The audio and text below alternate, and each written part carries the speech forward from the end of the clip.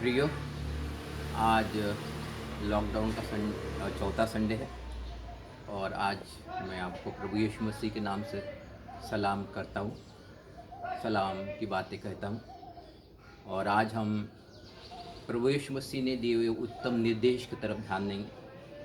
इसके पहले कि हम उस निर्देश की तरफ ध्यान दें, दरअसल पवित्र आत्मा ने एक बात को मेरे मन में डाला। ये दरअसल 35 साल पहले की बात है, जब मेरा विवाह नहीं हुआ था। ये है बात है 1985-1986 की बात है। मैंने 2 दिन की छुट्टी लिया। छुट्टी लेने के बाद मैं डिपार्टमेंट में पहुंचा। डिपार्टमेंट में पहुंचने के बाद जब मैं सही करने गया तो मेरे विभाग प्रमुख ने मुझसे कहा कि डैनियल सर, आपका चेहरा ऐसे काला क्यों नज़र आ रहा है। तब मैंने उनको बताया, सर मैंने औरंगाबाद से नागपुर तक स्कूटर चला के लाया हूँ। और तब उन्होंने मुझे पूछा, तो ये तो बहुत बड़ी बात है, तुमने इतनी हिम्मत कैसे कर दी। मैं तो 200 या 250 किलोमीटर जब सफ़र करता हूँ तो 10 बार सोचता हूँ आपने ऐसा कार्य कैसे किया। उसके बाद उन्होंने मुझे पार्टी भी नहीं मांगी और उन्होंने एक नोटिस निकाली और चपरासी को कहा कि ये नोटिस घुमा दो। जब नोटिस घुमाया तो उसमें लिखा था कि कल रिसेस के समय में सभा होगी और सब लोगों को, डिपार्टमेंट के भी जितने लोग हैं उनको वहाँ पर उपस्थित रहना है। लेकिन उन्होंने नोटिस में ये नहीं लिखा था कि वो सभा का ये एजेंडा क्या है। तो सब लोगों को लगा कि एजेंडा तो लिखे नहीं, उसके बावजूद सब लोग वहाँ पर उपस्थित हो गए।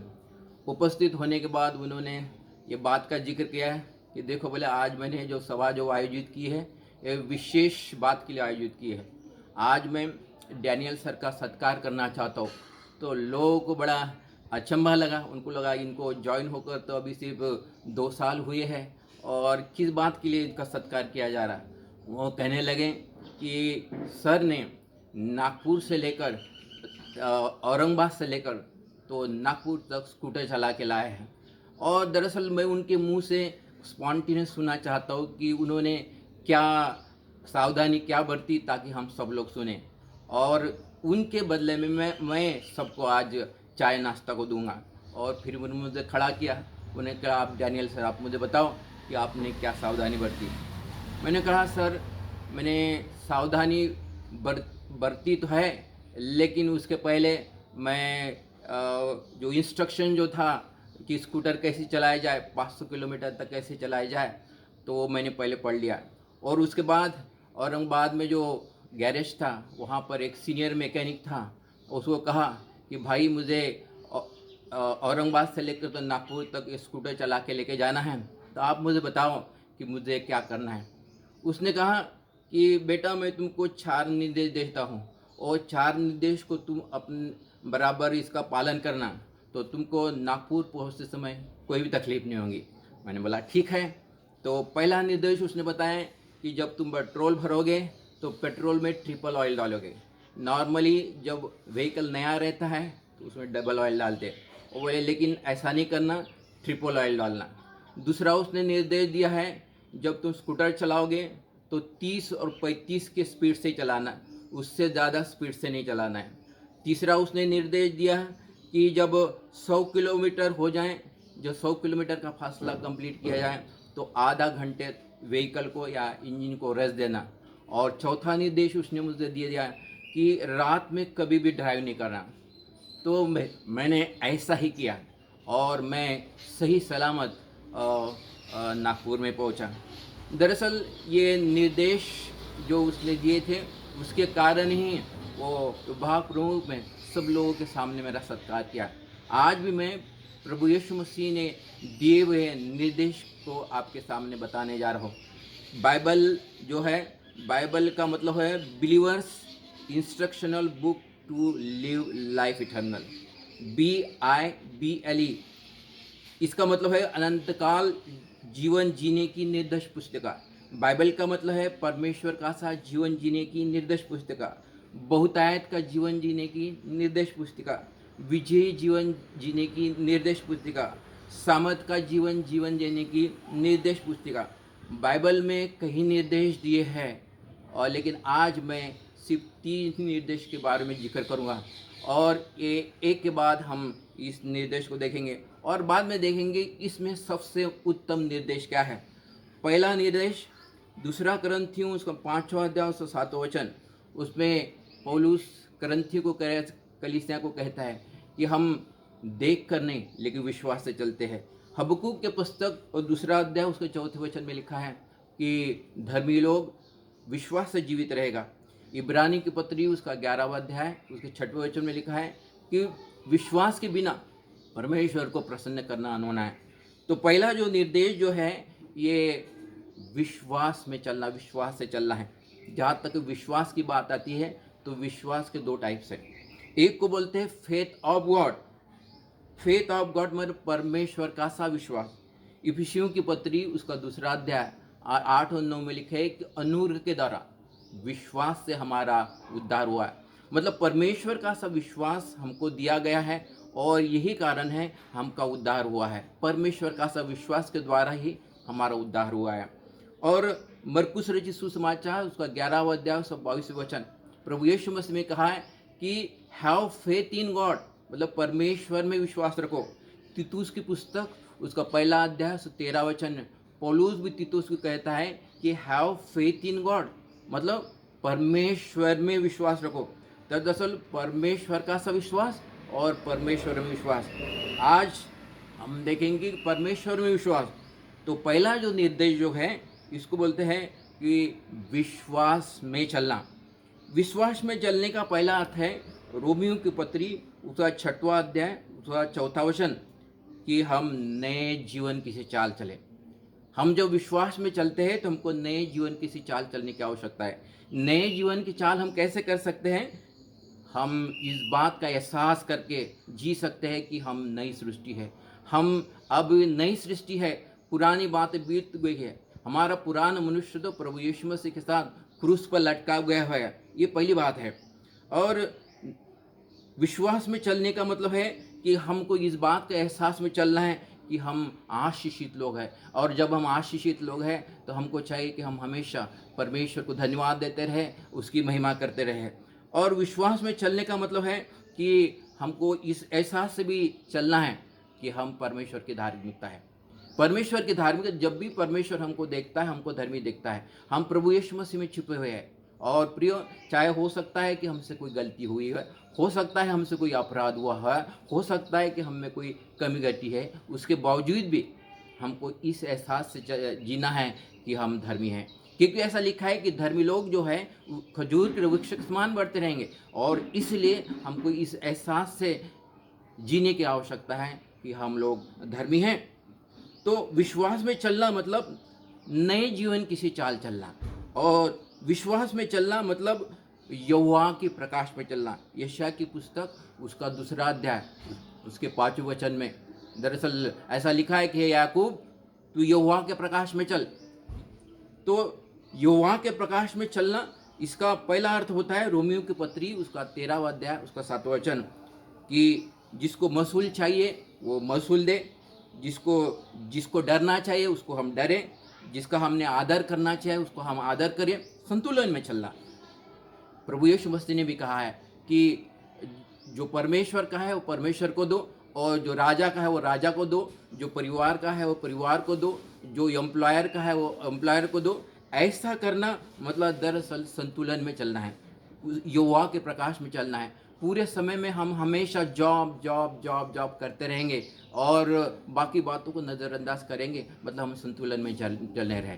पूरे समय में अगर हम परिवार परिवार परिवार परिवार अगर करते हैं और बाकी बातों की तरफ हम ध्यान नहीं देंगे, मतलब हम संतुलन में चलने रहे। अगर हम पूरे समय में अगर परमेश्वर परमेश्वर परमेश्वर परमेश्वर परमेश्वर करते रहे और फिर अपने परिवार को भूल जाए और अपने जॉब को भूल जाए, बाकी जो हमको कार्य करना है, हमको जो ड्यूटी में उसको अगर हम नज़रअंदाज कर दिए, इसका मतलब हम संतुलन में नहीं चले। यहोवा के प्रकाश में चलना मतलब संतुलन में चलना है। यहोवा के प्रकाश में चलना मतलब हमको खराई में चलना है। भजन संहिता उसका 15वां अध्याय उसको 2 वचन में लिखा है कि हम खराई में चले। खराई में चले और छल कपट की बातें अपने मुंह से नहीं निकले। ज़्यादा से ज़्यादा अगर बुरा अगर कार्य होता है, अगर किसी को अगर चोट पहुंचती है, तो हमारे ज़ुबान के द्वारा। और इसलिए भजन संहिता उसका 15वां अध्याय उसके दूसरे वचन में लिखा है कि हम खराई में चले, अपने ज़ुबान पर नियंत्रण करें, क्योंकि हमको जो ज़ुबान दी है परमेश्वर का धन्यवाद देने के लिए दी है। ये ज़ुबान जो दी है परमेश्वर की महिमा करने के लिए दी है। ये ज़ुबान जो दी है किसी को आशीषित करने के लिए दिए, किसी को शापित नहीं। और इसलिए ज़ुबान पर हम नियंत्रण करें कि ये ज़ुबान से छल और कपट की बातें ना हो। अय्यूब ने अपने जीवन में ऐसा ही किया था। उसके मुंह से कभी भी छल और कपट की बातें नहीं निकली, उसके मुंह से कभी भी बुराई निकली। इतना उसके ऊपर पीड़ा आने के बावजूद भी उसने परमेश्वर को धन्यवाद दिया। तो प्रियो, परमेश्वर के प्रकाश, यहोवा के प्रकाश में चलना मतलब खराई में चलना है। और तीसरी बात, मीका की पुस्तक उसका 6वां अध्याय उसका 8वां वचन, उसमें लिखा है कि हम नम्रता से चले, हम दीनता से चले। और जब नम्रता से चलने की बात आती है और दीनता से चलने की बात आती है, तो मूसा के अलावा और कोई ऐसा उदाहरण नहीं है जो ऐसा। गिनती की पुस्तक उसका 12वां अध्याय उसका 3 वचन में लिखा है कि पृथ्वी भर में, सारे पृथ्वी भर में मूसा के समान और उससे अधिक नम्र नहीं था। अगर मूसा के जीवन में अगर देखा जाए तो उसने 2 बातों को ध्यान दिया, 2 बातें उसमें दिखाई दी कि वो हमेशा सामने वालों को अपने से बढ़कर जानता है। फिलिपियों की पत्री उसका 2 अध्याय उसके 3 वचन में लिखा है कि हम सामने वालों को अपने से बढ़कर समझें। एक बार ऐसा हुआ कि मूसा सुबह से लेकर तो शाम तक पर लोगों का न्याय कर रहा था, और मूसा के ससुर ने देखा। वो मूसा को कहना है कि अगर तू इस तरह अगर करेगा तो फिर थक जाएगा और ज़्यादा दिन तू जीवित नहीं रहेगा, तू मेरी बात मान, एक सलाह तू मेरी मान। तो तू क्या करना, 1000 लोगों के ऊपर किसी को नियुक्त करना, 100 लोगों के ऊपर किसी को नियुक्त करना, 50 लोगों के ऊपर किसी को नियुक्त करना। वो लोग जो 1000 लोगों के ऊपर जिनको नियुक्त किया वो 1000 लोगों का न्याय करे, 100 लोगों के ऊपर जिनको नियुक्त किया वो 100 लोगों का न्याय करे, 50 लोगों के ऊपर जिनको नियुक्त किया वो 50 लोगों का न्याय करे, और जो बात का वो न्याय नहीं कर सके वो तेरे पास आए। इस तरह तू ये कार्य ठीक से कर पाएगा। और दरअसल ऐसा लिखा है कि मूसा ने उसकी बात को मानी और बड़ा कामयाब हुआ। मूसा के जीवन में पहली बात है सामने वालों को अपने आप से बढ़कर समझना। ये बड़ा कठिन होता है कि सामने वाले को अपने आप से बढ़कर समझना, ये बड़ी कठिन बात है। लेकिन बाइबल कहती है कि अगर हमको नम्रता से चलना है तो फिर सामने वालों को अपने आप से बढ़कर समझना है। दूसरी बात, हमेशा मूसा दूसरों की सह लेता था। रोमियो की पत्री उसका 15 अध्याय उसी 1 में ऐसा ही लिखा है कि वो हमेशा दूसरों की बात वो सह लेता था। तो प्रियो, यहोवा के प्रकाश में चलना इसका मतलब होता है कि जिसका परमेश्वर का है तो परमेश्वर को दो, और जो राजा का है वो राजा को दो। और हम खराई में चले, छल कपट की बातें मुंह से न निकले, और हम नम्रता से चले। ये पहला निर्देश है जिसमें लिया है कि हम विश्वास में चले। अभी दूसरा निर्देश, इफिसियों की पत्री उसका 6वां अध्याय उसका 14 वचन में ऐसा लिखा है कि सत्य से हम कमर कस के स्थिर रहे, हम खड़े हो जाए। ऐसा पौलुस इफिसियों को कलीसिया को कहता है। स्थिर रहना, हम स्थिर कैसे रह सकते हैं, हम खड़े कैसे रह सकते हैं, ये 4 बातें यहाँ पर लिखी है। निर्गमन की पुस्तक 14वां अध्याय उसका 13 वचन में यहाँ पर लिखा है कि जब पूरे इजरायली लोग जब लाल समुंदर के पास खड़े हुए और लेफ्ट हैंड साइड में देखे तो मरुस्थल था, राइट हैंड साइड में देखो तो मरुस्थल था, और सामने लाल समुंदर था। उनको लगा हम कैसे लाल समुंदर को पार करेंगे, क्योंकि पीछे से फिरौन की सेना आ रही थी। तो फिर मूसा ने उनको कहा कि स्थिर रहो, खड़े रहो और उद्धार, परमेश्वर के उद्धार का कार्य देखो। दरअसल स्थिर रहना और खड़े रहना इसका मतलब है कि परमेश्वर की तरफ हम देखें। जब तक हम परमेश्वर की तरफ देखते हैं तो हमेशा हम स्थिर रहेंगे। जब तक कि पतरस का ध्यान प्रभु यीशु मसीह के ऊपर था वो स्थिर रहा। तो पहली बात है हम परमेश्वर की तरफ देखें। और हिजकील की पुस्तक उसका 2 अध्याय उसके पहले वचन में परमेश्वर ने हिजकील को कहा कि तू खड़ा हो और मेरी बात को सुन। स्थिर रहना मतलब परमेश्वर की बातों को सुनना, उसने जो इंस्ट्रक्शन दिए उसको सुनना। तीसरी बात, जब हमने सुन ही लिया है, पहला थिस्सलुनीयों उसका 5वां अध्याय उसको 21 बात में लिया है कि उस बातों को हम ग्रहण करें, उसको बातों को हम थामे रहें, क्योंकि परमेश्वर जब भी हमको निर्देश देता है वो हमारे भलाई के लिए होता है, हमारे कामयाबी के लिए होता है, वो हमारे तरक्की के लिए होता है। और इस बातों को हम थामे रहें। जब हमने उसके निर्देश को थामे लिया तो फिर यहोशू की पुस्तक उसका पहला अध्याय 6 से 18 में परमेश्वर एक ही अध्याय में यहोशू को कहता है कि तू हियावान दृढ़ हो, स्थिर हो। एक ही अध्याय में 5 बार परमेश्वर यहोशू को कहता है कि तू हियावान दृढ़ हो और स्थिर हो। प्रियो, स्टैंड स्टिल, स्थिर रहना, खड़े रहना। हम कैसे रह सकते हैं, स्थिर कैसे रखते हैं? उसकी तरफ देखने के द्वारा, उसकी आवाज़ को सुनने के द्वारा, और जो हमने निर्देश सुना है उसको पकड़ने के द्वारा, और जो हमने पकड़ा है उस बात को स्मरण कर करके, उस बातों को और प्रॉमिस को स्मरण कर करके अपने आप को हिया बांधने के द्वारा हम स्थिर रह सकते हैं। दरअसल दूसरा निर्देश हुआ है। पहला निर्देश है विश्वास में चलना, पहला निर्देश है विश्वास में चलना, दूसरा निर्देश है स्थिर रहना, खड़े रहना। अभी तीसरा निर्देश, रूत की पुस्तक उसका तीसरा अध्याय 3 से 7, नयोमी रूत को बताती है कि आज रात को तू खलियान में चले जाना, वहाँ पर बोआज है, और जब वो शाम को खा पी लेगा और लेटेगा, सोने को जाएगा, और जो चद्दर वो अपने आंग पर ओढ़ेगा वही चद्दर तू अपने आंग पर ओढ़ना और उसके पैरों के पास लेट जाना, उसके पैरों के पास बैठ जाना। दरअसल नयोमी पवित्र आत्मा को दर्शाती है, और रूथ जो है कलीसिया को दर्शाती है, बोआज जो है वो प्रभु यीशु मसीह को दर्शाता है। दरअसल नयोमी रूथ को बता रही है कि तू वो बोआज के पैरों के पास लेटे रहना, बोआज के पैरों के पास ही बैठे रहना। इसका मतलब है कि तू अगर बैठी रहेगी तो तेरे पूरे समस्या का हल निकल जाएगा।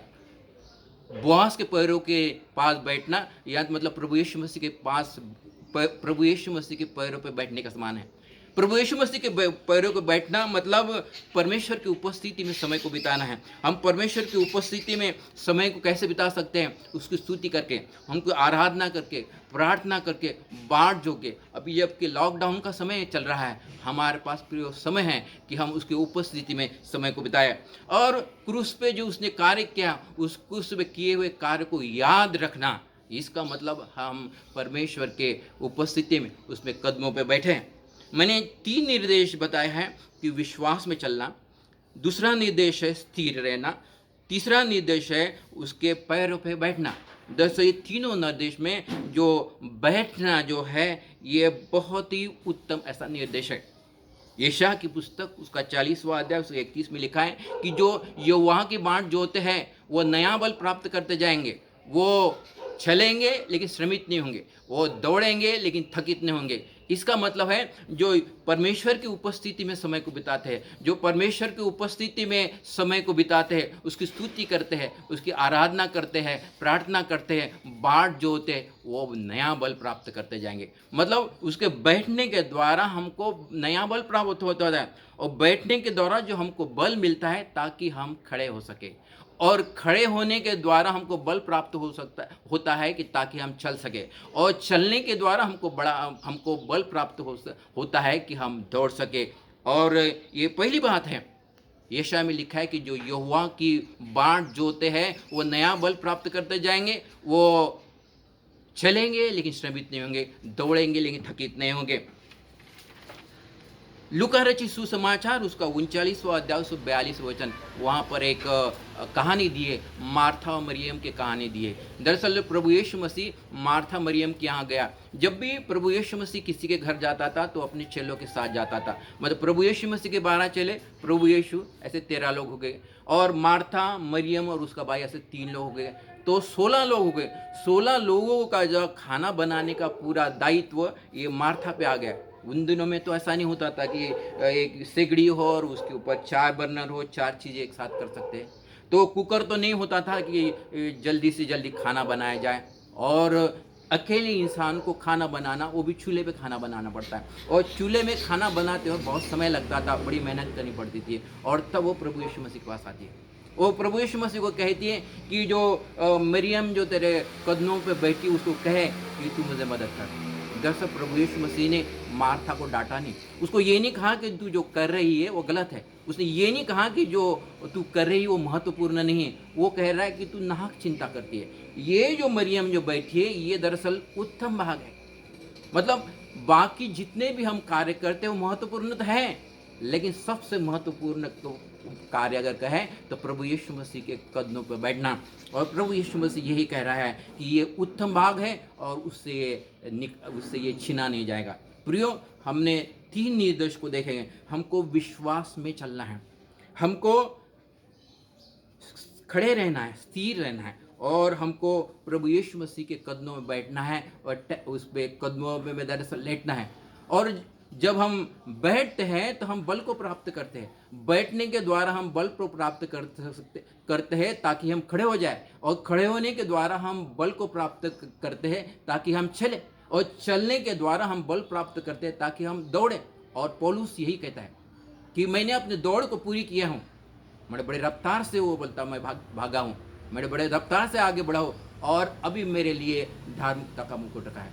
तो प्रिय, जबकि लॉकडाउन का समय चल रहा है, यहाँ पर बाइबल में लिखा है कि बाइबल जो है believers instructional book to live life eternal, मतलब अनंत काल का जीवन जीने की निर्देश पुस्तिका, परमेश्वर का साथ जीवन जीने की निर्देश पुस्तिका, बहुतायत का जीवन जीने की निर्देश पुस्तिका, विजयी सामर्थ्य जीवन जीने की निर्देश पुस्तिका, बहुत सारे निर्देश बाइबल में दिए। आज हमने सिर्फ 3 निर्देश को देखे हैं, लेकिन उसमें तीनों निर्देश महत्वपूर्ण हैं। लेकिन सबसे उत्तम अगर